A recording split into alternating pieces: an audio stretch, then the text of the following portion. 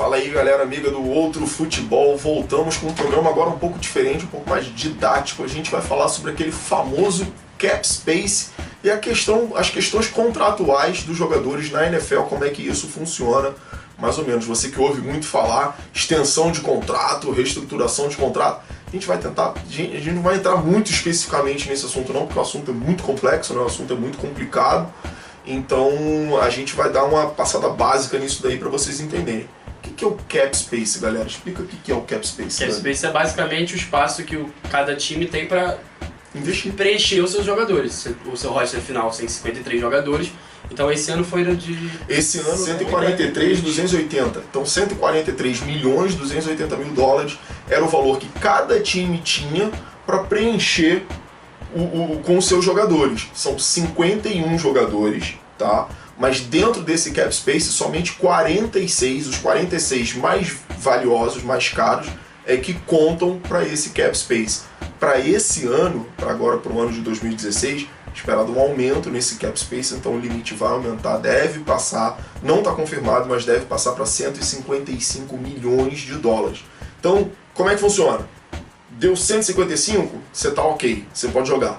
Passou $1, não pode. Você tem que baixar, dar um jeito. Acho que até um dia antes da Free Agency, que é quando vira o ano da NFL, os times têm que entregar. Tem que entregar dentro do limite. O que acontece se entregar fora do limite? Não pode entregar fora do limite. Não acontece nada, porque não pode entregar. Não pode, você tem que estar dentro, é obrigatório estar dentro do limite. Eu só queria falar que assim, todas as ligas americanas têm cap space. A diferença é que da NFL ocorre isso. Na NFL você não pode ultrapassar. Não é você vou pagar multa que nem a NBA, ou que nem o beisebol, que daqui a pouco a gente vai comentar. Não pode passar. Eu acho que é a mais justa em relação à igualdade da liga. Dos donos, né? Porque eles que ou dia da onde. Isso é só um começo, vai explicar, tem muitas outras coisas que tentam igualar ali. E o cap space tem um outro lado.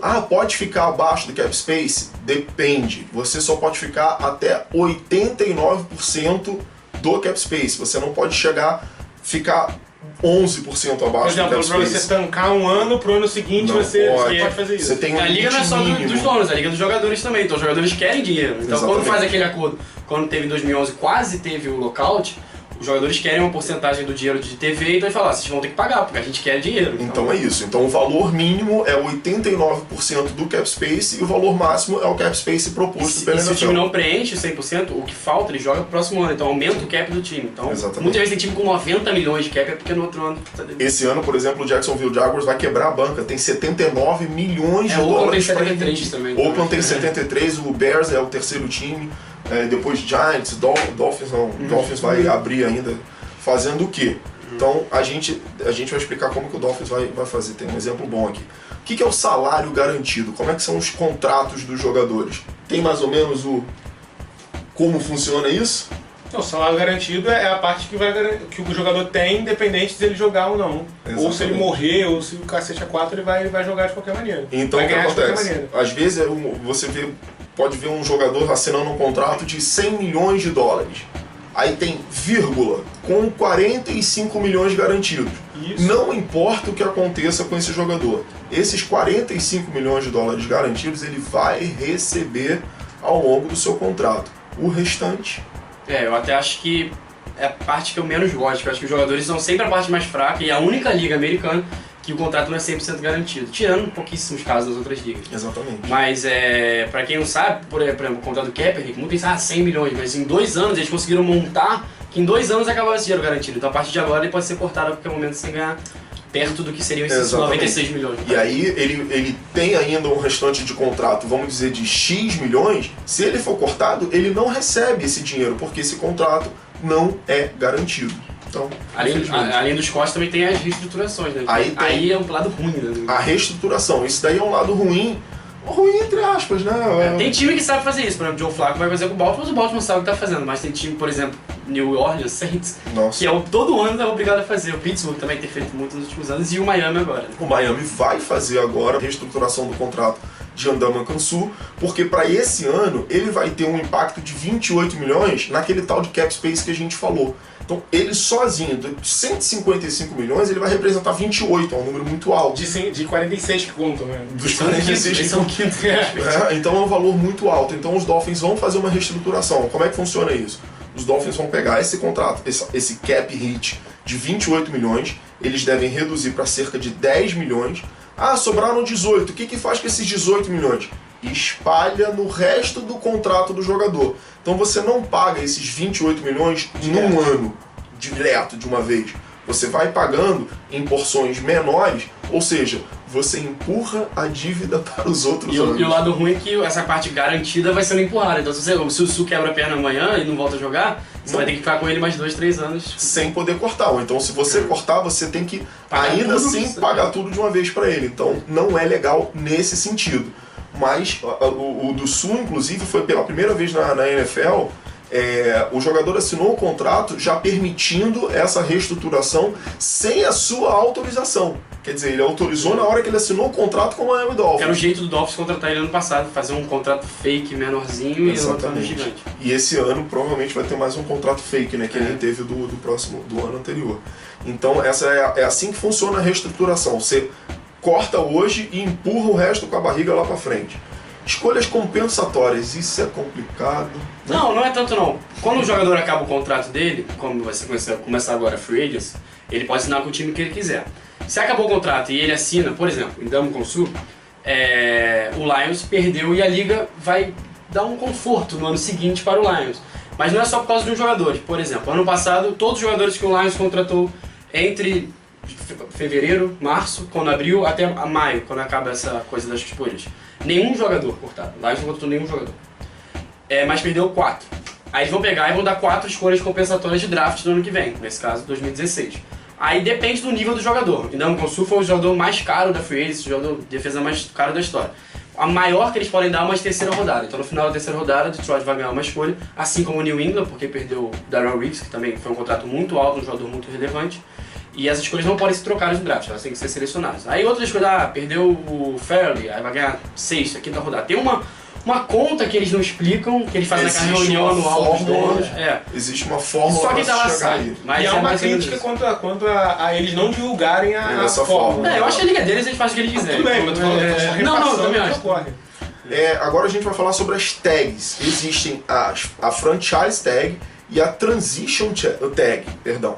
O que é a franchise tag, Marcelo? A franchise tag é quando o jogador chega no penúltimo ano ou no último ano, quando acabou o contrato dele, e ele precisa, o time precisa do jogador de novo, e ele tem uma forma de, em vez de recontratar o jogador, criar um novo contrato, vai fazer uma franchise tag. E de que maneira ocorre? Ele vai receber 20% Depende, ele vai ganhar a média dos 5 maiores salários da posição dele. Da posição dele, ou 20% se o salário dele for maior que isso. Por exemplo, se ele for maior da posição, ele vai perder dinheiro. Aí ele vai 20% a mais, só por um ano, pro time garantido pra ele continuar no time. Por exemplo, o Von Miller. O Von Miller vai pegar... Josh Norman, ano passado Dez Bryant, Demaryius Thomas, esse ano o Von Miller... Então, no Von Miller, pra gente dar o exemplo do Von Miller, pra ficar bem claro, a franchise tag do Von Miller para esse ano deve ser aproximadamente 15 milhões e meio de dólares. Ele deve receber a franchise tag e vai receber esses 15 milhões e meio de dólares garantidos neste ano. E aí ganha-se mais um ano para ele negociar um contrato mais longo. Você não deixa o jogador ir pro mercado, porque se o Von Miller for pro mercado, ele vai ganhar uma coisa que o Denver não pode pagar. Exatamente. E ele, ano que vem, se ele não renovar, ele pode ganhar pela uma segunda vez, ele ganha mais um aumento, acho que de 15 a 20%. E para conseguir mais 6 meses renovando. E aí, qual é o impacto que isso tem no cap space do time? Esses 15 milhões e meio de dólares, por exemplo, do Von Miller, eles vão integralmente impactar no cap space do time. Então, são 15 milhões e meio contra o cap space do time. Mas se fosse renovar, seria mais anos, né? Acho até a questão do cap... Não no primeiro ano. Se ele faz um contrato longo, por exemplo, de 5 anos, no primeiro ano, o primeiro ano dele seria mais ou menos, sei lá, de 5, 6 Não, mas milhões nos próximos anos vai fazer um impacto muito maior. Eu acho que mostra a força dos times, no caso da franchise tag. Tipo, os jogadores não tem muito poder de decisão. Porque o Von Miller da vida, ele vai ficar mais 2 anos mesmo se você não quiser. Exatamente. Podendo ganhar mais. Esse é um ponto de muita discussão entre os jogadores odeiam. Inclusive, os jogadores eles não comparecem aos treinos que não são obrigados a comparecer. A maioria dos jogadores sob contrato vai aos treinamentos, mas os jogadores sob a franchise tag, eles não comparecem como forma de E protesto. muitas vezes, como no passado, o Dez quem Bryant não e quer, Mary, né? Porque o Von Miller, por exemplo, nesse ano ele declarou abertamente que queria continuar no Broncos. Ok. Pode ser que ele quisesse renovar, mas assim... Não, queria. o ano passado o Dez Bryant e o Dan Maris não treinaram até assinar uma extensão. Eles ganharam a tag e eles só foram treinar no dia limite de assinar a extensão, que é daqui a 6 meses. Exatamente. E aí tem os salários dos calouros. Como é que é feito esses salários dos calouros? Como é que a gente determina os salários dos calouros? Dani? Até 2010, o último CBA, né, da Uhum. NFL, era liberado. Então você pega o último ano, o Sam Bradford e o Super, as duas maiores escolhas, tinham 2 dos maiores salários da NFL. Então eles viram que isso estava saindo do controle. Então a partir de 2011 se igualou à NBA, os jogadores têm um Rookie Scale, que é uma escala de calouros.